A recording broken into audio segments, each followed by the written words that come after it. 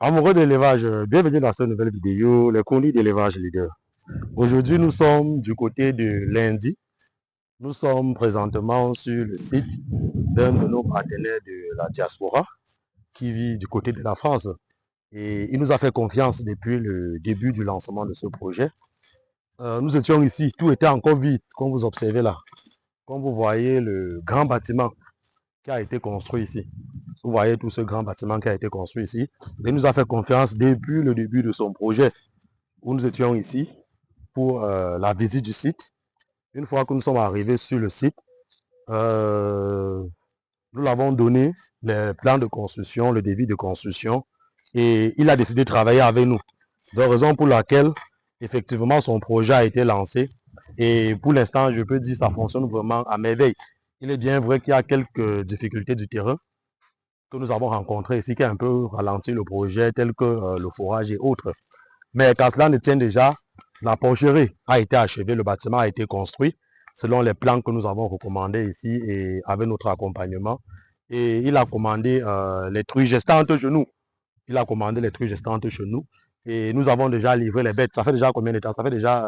mois et demi. Voilà, ça fait déjà 1 mois et demi que nous avons livré les bêtes. Et aujourd'hui, nous avons décidé de faire une petite descente sur le terrain pour vous présenter déjà les résultats et les merveilles qui se préparent de ce côté. Donc, pour le projet qu'il y a ici, il y a le premier grand bâtiment qui a été déjà construit.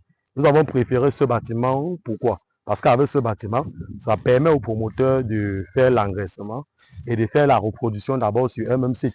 Il peut tourner avec ce bâtiment pratiquement 2 ans en fonction de ses moyens avant de décider de construire un autre bâtiment d'engraissement sur le site, sur la plateforme plus haut que je vais vous présenter dans cette vidéo.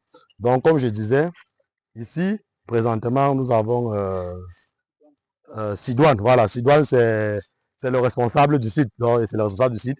C'est lui qui pilote le projet ici. Donc, comme nous avons dit depuis la base, nous travaillons avec ce promoteur. Même Sidoine qui est ici du jour, c'est toujours dû à Élevage Leader. Il est là. C'est nous qui l'avons recommandé ici. Et c'est lui qui suit le projet. Voilà. Donc, je vais vous présenter le bâtiment. Voilà. Viens avec la caméra, je vais vous présenter le bâtiment. Comme vous observez, le bâtiment, lui, il était très bien construit. Hein. Comme vous voyez, il y a les mesures de sécurité. Comme vous voyez là, il y a les antivols. Ce que je propose souvent à certaines personnes, de faire les bâtiments fermés.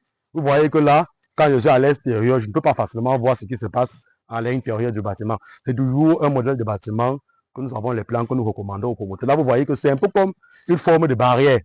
Donc, pour dire que généralement, sur votre terrain, vous n'êtes pas obligé de... Ça dépend. Vous n'êtes pas obligé de faire parfois des très grandes barrières ou autres. Ça dépend de la position de votre site. C'est pour ça qu'on vous dit, faites-vous accompagner. Vous voyez, par exemple, ici, le bâtiment a été construit. Là, il y a les antivols. Ça veut dire que de ce côté, si vous regardez ce côté, vous allez voir que cette façade ici, il y a une porte.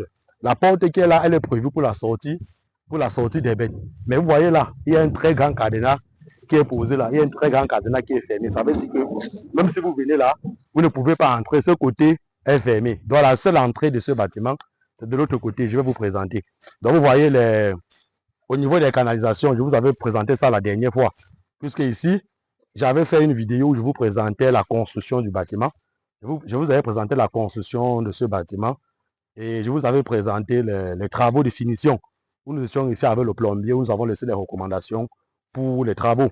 Donc, pour ce qui est des canalisations, comme nous avons présenté dans la vidéo précédente, si vous tapez la ferme de lundi, vous allez voir, on avait demandé au plombier d'envoyer toutes les canalisations vers le bas, puisque vers le bas, il y a pratiquement le ravin là-bas, on a balayé tout ça là-bas. Voilà, donc viens un peu. Donc là, ce que vous voyez là, ça sont les tuyaux des pipettes.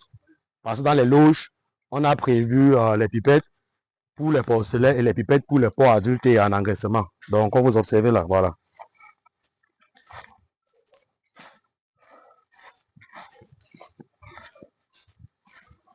Donc, vous voyez que quand vous construisez votre bâtiment comme ça, tout est propre. Et vous pouvez produire pratiquement 2 ans avant de penser encore lancer un second bâtiment. Voilà. Regardez cette façade. Vous voyez que cette façade aussi, bien. Vous voyez que cette façade, c'est l'entrée principale. Voilà. Vous voyez que ici, c'est l'entrée principale. Vous voyez qu'il y a une seule entrée, une porte en fer. Ça veut dire que quand le porcher finit de travailler, voilà la clé. Il ferme tout simplement. Et plus personne n'a accès au bâtiment. plus personne n'a accès au bâtiment. Ça veut dire qu'avec ce genre de bâtiment, vous voyez que voler sera un peu difficile, les détournements seront un peu difficiles et autres. Voilà. Donc c'est un peu ce modèle que nous vous conseillons. Il va ouvrir le bâtiment et on va vous présenter l'intérieur. Voilà. On va vous présenter l'intérieur. Tu vas encore me désinfecter. Désinfecte-moi encore. Vas-y. Voilà. Donc vous voyez à l'entrée, il y a le désinfectant. Ça veut dire qu'il pouvait poser le désinfectant ici, comme là, ça ne dérange pas. Dans tous les cas, avant d'entrer dans le bâtiment, il va falloir que vous désinfectez. Vous voyez là, le système de désinfection est directement à l'entrée. Vous désinfectez les mains. Vous désinfectez les mains parce qu'avant d'arriver déjà ici, vous vous échangez, vous passez au vestiaire, vous vous échangez. Lorsque vous arrivez, vous désinfectez les mains et vous vous désinfectez aussi dans ce dispositif. Voilà. Voilà. Voilà. Et là, on trempe les pieds normalement. Voilà. Bien. Ici, dans ce bâtiment, comme vous observez, il est vraiment très grand. On a prévu 4 grandes loges d'engraissement. Voilà. 4 grandes loges d'engraissement. Voilà. 4 grandes loges d'engraissement qui prennent 30 ports. 30 ports. Donc, ces loges-ci prennent 30 ports en engraissement. Voilà. Adultes, 100 kilos. Donc, ça veut dire que là, ça va faire 30 ports ici, 30 ports ici, 30 ports là-bas, 30 ports ici. Voilà. Donc, ça va faire tout simplement 3 fois 4, ça fait 120 ports déjà. Donc, vous voyez que cette ferme est déjà capable d'engraisser 120 ports en une bande. Donc, vous voyez que lui, il a commandé, c'est combien? 12 truies. Vous voyez qu'avec les 12 truies gestantes, en une vague de porcs, il a la possibilité d'avoir directement les 120 porcelets. Tu comprends ce que je dis? En une bande. Ça veut dire que quand tes truies vont mettre bas, tes 12 truies. Dans tous les cas, si tout se passe bien comme une, tu seras, même au premier mise bas, tu seras à 120 porcelets. Hein? Avec tes 12 porcelets, tu seras à 120. Ça veut dire que ici, là, ça fait une bande. Lorsque la bande ici est déjà presque à finition, on vend. Il y a une seconde bande qui arrive encore. Tu vois ce que je dis? C'est pour ça que je dis qu'avec un bâtiment comme ça, le promoteur peut tourner facilement même 2 ans et plus en fonction de ses objectifs. Tu vois? Ça veut dire qu'un bâtiment comme celui-ci là prend facilement 250 ports. Je vous explique. Viens avec le bâtiment, viens avec la caméra. Vous allez voir qu'ici, pour ce qui est des loges, pour ce qui est des loges de reproduction, on n'a pas préféré justement faire les petites loges. Je vous explique pourquoi on n'a pas préféré faire les petites loges ici. Parce que après les bandes, avec les 12 truies gestantes qu'on a livrées ici, lors des mises bas, chaque truie normalement est prévu être dans sa loge. Lorsqu'il y a les porcelets restent avec la truie dans sa loge pratiquement 1 mois. À 1 mois, on serve les porcelets. Et lorsqu'on serve les porcelets, 5 jours après le sevrage, on recroise les truies tout simplement. Lorsqu'on recroise les truies tout simplement, on les regroupe, les truies, en K4. Bien. Voilà. Je vous présente. Voilà. Vous voyez ici, ce sont les truies qui sont gestantes. Voilà. Vous voyez, elles sont en K4. Bien. Vous voyez les truies, elles sont en K4. Ce sont les truies gestantes, elles sont en K4. Bien. Voilà. Elles sont en K4. Donc, ça veut dire justement, après le croisement, donc après le sevrage, 5 jours plus tard, on recroise les truies. Quand on recroise les truies, on les regroupe encore en K4. Tu vois, quand on les regroupe en K4, elles sont dans 3 loges. Si tu veux, tu les mets même 2-2. Parce qu'avec le temps, elles vont aussi prendre encore plus de volume. Puisque là, ce sont les premières mises bas. Au deuxième mise bas, 1 an et plus, elles seront encore plus larges. Et quand elles seront plus larges, pour faciliter aussi le travail, puisque qu'elles sont nombreuses, elles sont plus sales. Tu comprends ce que je dis?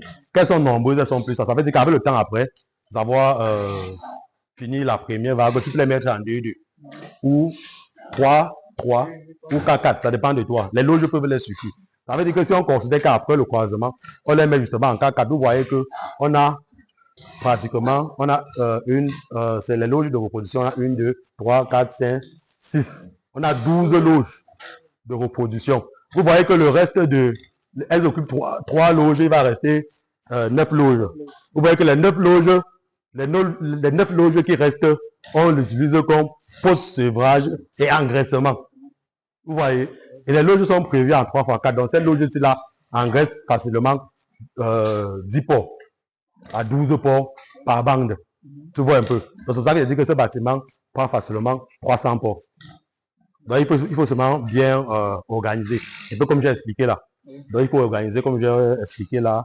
Là, vous pouvez produire même plusieurs années déjà avant de penser à la construction du second bâtiment, tu vois. Parce que celui-là, justement, parce que lui, il m'a appelé, il m'a fait comprendre que, bon, comme il y a l'espace là, il veut déjà lancer la construction du prochain bâtiment. Mais ce que moi, je veux le conseiller déjà, c'est qu'il ne faut pas pourrir, tu vois. Comme il a déjà lancé ses 12 trucs, il patiente même déjà la mise bas, il engraisse, il vend, avant de voir peut-être comment enchaîner avec les autres bâtiments. Puisque ce bâtiment déjà qu'il a fait est déjà assez grand. Vous voyez, actuellement il est encore presque vide. Moi j'aime généralement quand on essaie d'évoluer au fur et à mesure progressivement. Donc, il est bien vrai que vu ces projets, puisque au début, à la base, sur le site du haut, on avait prévu faire l'élevage de poulets de chair. Mais le projet a changé complètement. Sur le site du haut, on va plutôt faire encore les bâtiments d'engraissement. On va faire 2 grands bâtiments d'engraissement là-bas. Là, sur ce site maintenant, il pourra facilement produire même ses 700 porcs ou même ses 1000 porcs, puisqu'on ne veut plus faire les poulets de chair. On va rester uniquement sur le port d'abord sur ce site. On va rester sur le port d'abord sur ce site. Donc, c'est un peu ça.